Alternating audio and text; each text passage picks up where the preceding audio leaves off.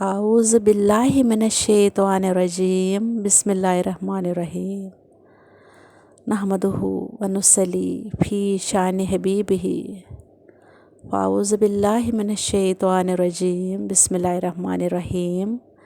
نہایت ہی محتشم معزز خواتین حضرات، السلام علیکم ورحمۃ اللہ وبرکاتہ۔ آج کا ہمارا موضوع ہے ترک نماز پر وعید۔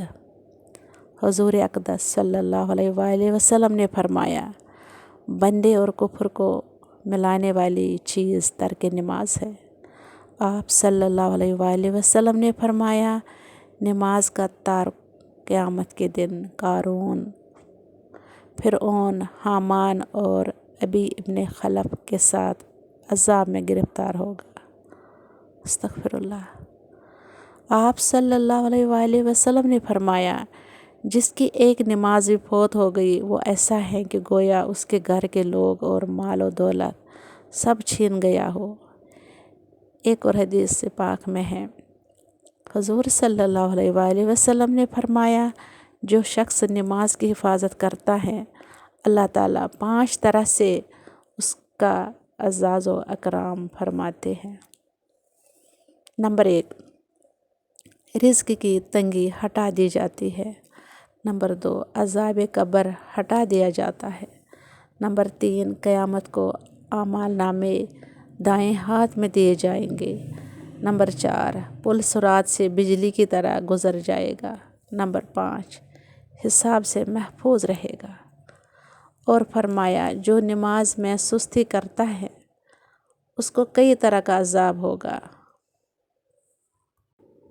5 طرح دنیا میں، 3 طرح موت کے وقت، 3 طرح قبر میں، 3 طرح قبر سے نکلنے کے بعد۔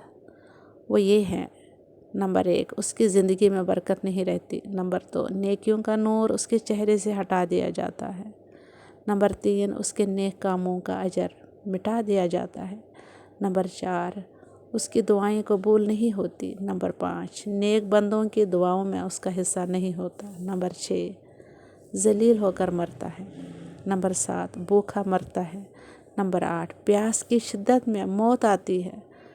اگر دنیا کے سمندر بھی پی جائے تو پیاس نہیں بجھتی۔ نمبر 9، قبر اس پر اس طرح تنگ ہو جاتی ہیں کہ پسلیاں ایک دوسری میں گھس جاتی ہیں۔